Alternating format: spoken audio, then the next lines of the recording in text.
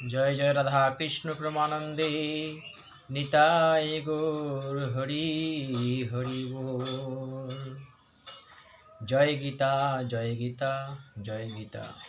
ओम गुरु ब्रह्मा गुरु विष्णु गुरुदेव महेश्वर गुरुदेव साक्षात् परम ब्रह्म तस्मै श्री गुरुवे नमो नमः। हे कृष्ण करुणा सिंधु दीनबंधु जगत्पते गोपेश गोपिकांत राधाकांत नमस्तुते। तप्त कांचन गौरांगी राधे वृंदावनेश्वरी विश्वभानुसुते देवी तां नमामि हरि प्रिये। हरे कृष्ण कृष्ण कृष्ण हरे हरे हरे राम राम राम हरे हरे। हरे कृष्ण कृष्ण कृष्ण हरे हरे हरे राम राम राम हरे हरे। ओम नारायण नमस्कृत नरं चैव नरोत्तमं देवीं सरस्वतीं व्यासं ततो जयमुद्राये। जय गीता जय गीता जय गीता। एकादश अध्याय। এই অধ্যায়ে अर्जुन उवाच भगवान श्रीकृष्ण के अर्जुन बोलें अर्जुन भगवान के बोलें मदनुग्रहाय परमं गुज्जम अध्यात्म संगीतम যতো তয়ক্তং বচস্তেন মোহয়ং বিগত মম। প্রথমেই অর্থ অর্জুন বললেন, আমার প্রতি কৃপাবশত আপনি যে পরম গোপনীয় আধ্যাত্ম তত্ত্ব আমাকে জানালেন তাতে আমার মোহ বিদূরিত হয়েছে। যে আপনি আমাকে কৃপা করে আধ্যাত্মিক যে গোপন তত্ত্ব বিষয়ে আমাকে বললেন, হে ভগবান, হে কৃষ্ণ, হে জগৎপতি, আপনি আমাকে কৃপা করে যে সমস্ত গোপনীয় কথাগুলো বললেন, শাস্ত্রের কথাগুলো বললেন, পারমার্থিক কথা বললেন, সে সমস্ত কথা শুনে আমার সমস্ত মোহ বিদূরিত হয়ে গেছে। এরপরে আরও বললেন, ভবাপ্যৈ হি ভূতানাং স্রোতৌ বিস্তরসো ময়া তত্ত্ব কমলপত্রাক্ষ মাহাত্ম্যমপি চাব্যায়ম। আর বললেন, এর অর্থ, কেননা হে কমললোচন, সমস্ত প্রাণীর উৎপত্তি ও লয় সম্পর্কে আমি আপনার কাছ থেকেই সবিস্তারে শুনেছি এবং আপনার অবিনাশ ও মাহাত্ম্য জেনেছি। বললেন, হে ভগবান, হে কমলোচন, সমস্ত প্রাণী যে উৎপত্তি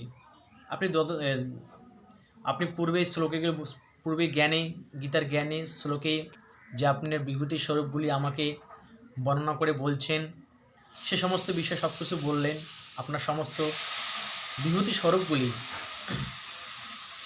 তা আমার সমস্ত প্রাণীর উৎপত্তি, তুমি উৎপত্তি করাও এবং তুমি সংহার করো, সে সম্পর্ক আমি আপনার কাছ থেকে শুনেছি। আপনি সৃষ্টিকর্তা, আপনি পালনকর্তা, আপনি সংহারকর্তা, আপনি সব কিছু, আপনি সর্বজীবের কারণ, আপনি আদি, আপনি সব কিছু আমাকে পরিষ্কারভাবে খুলে বললেন, আমাকে এই বিষয়ে জানালেন।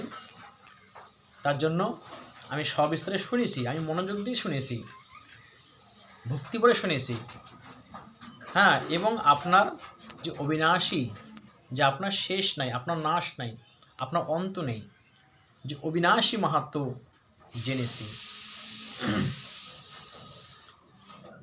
আর বললেন, এব মে তো যথার্থ তামাত্মনং পরমেশ্বর দ্রষ্টুমিচ্ছামি তে রূপমৈশ্বরং পুরুষোত্তমম।